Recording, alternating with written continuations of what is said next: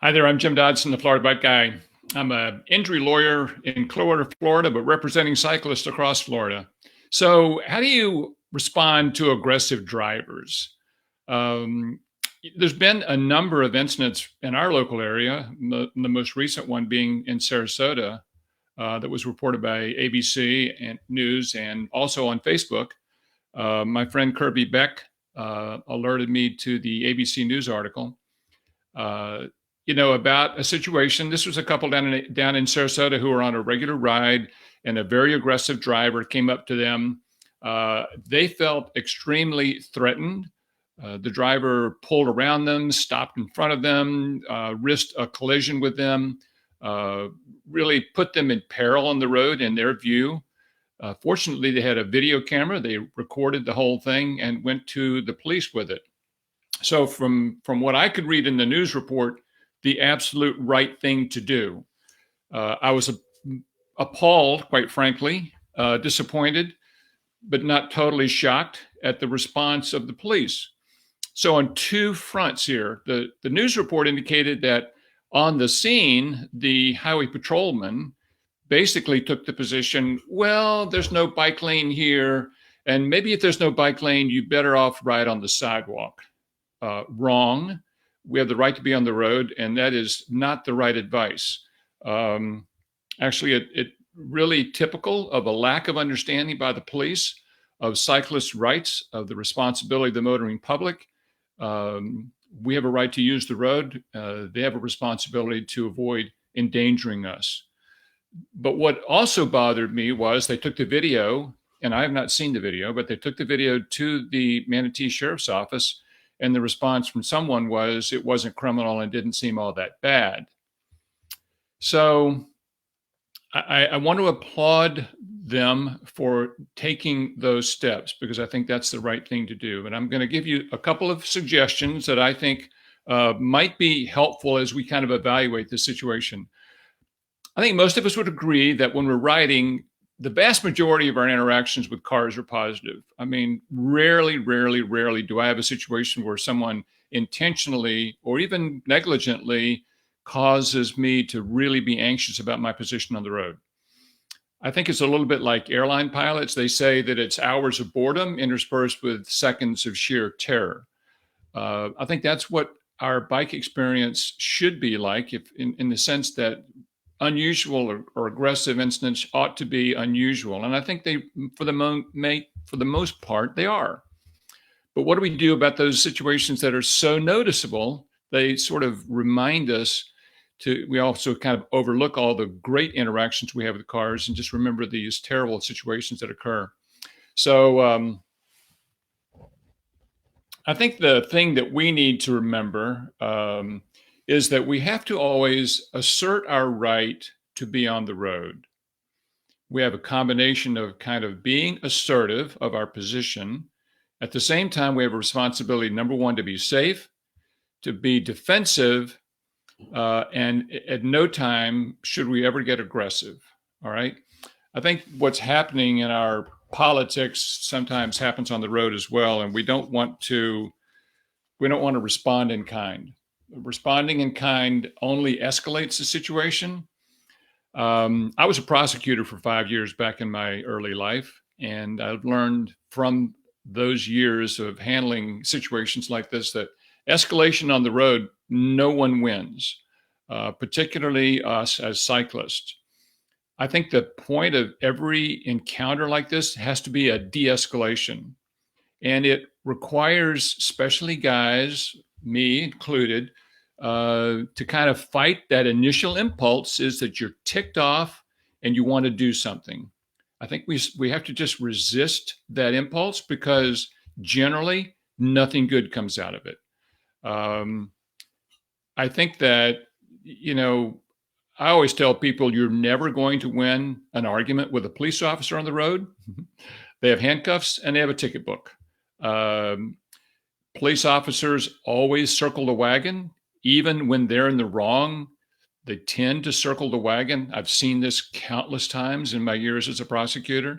They're going to defend their own, even if they're wrong in many situations. There is a right and a wrong way to handle police officers who are making the wrong decision on the road, but it is not to engage with them on the road. Okay.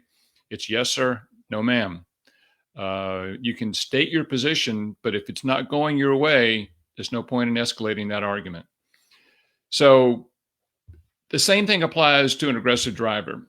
We're not going to win that argument on the road. I think the thing that we need to do is be courteous, but assertive.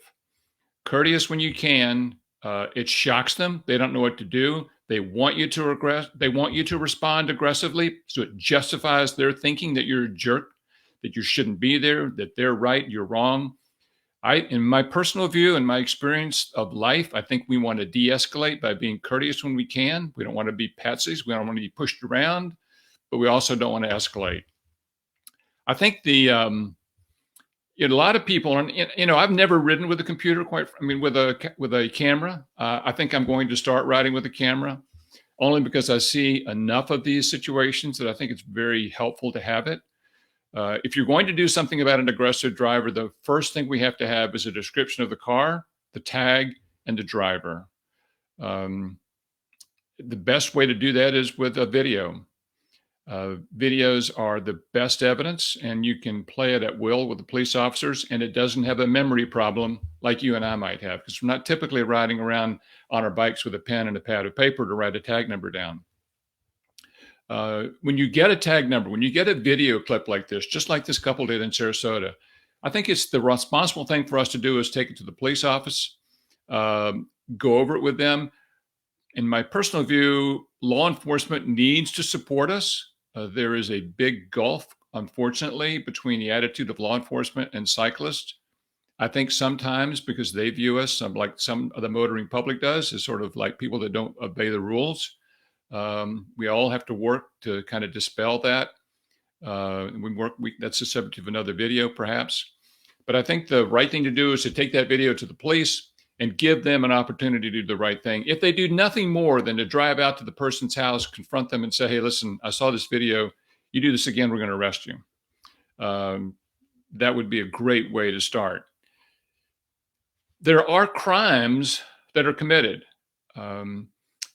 Just a little primer of the criminal code in Florida. Remember that an assault is somebody doing something that puts you in imminent fear of harm. Someone walking up and getting in your face and threatening you is an assault, particularly if they've got the means to harm you right with them. Moving aggressively towards you isn't, in my view, is an assault.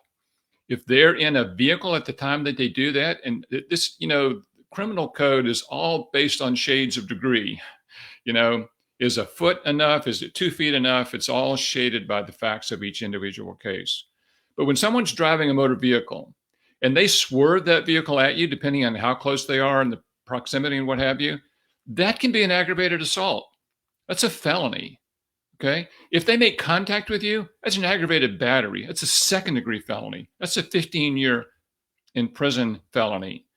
And when those things happen, we definitely need to step up and make sure we get to law enforcement with the facts. Motorists can't be given a pass for those kinds of conduct.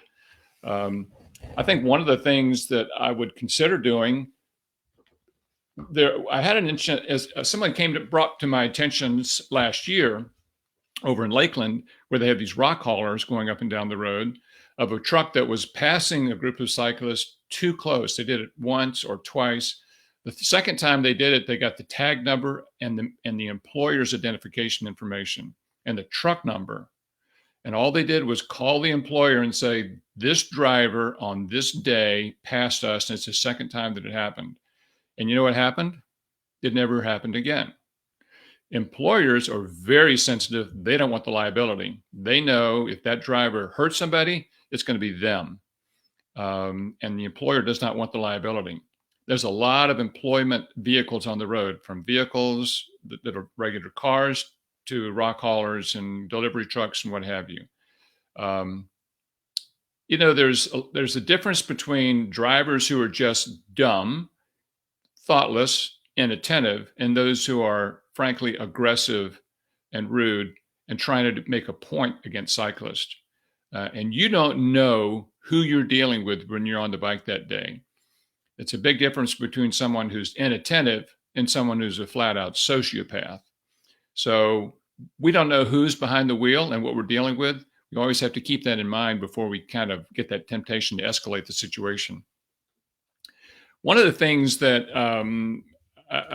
up in Sumter Landing, the bike club up there has developed a really great relationship with the sheriff's office.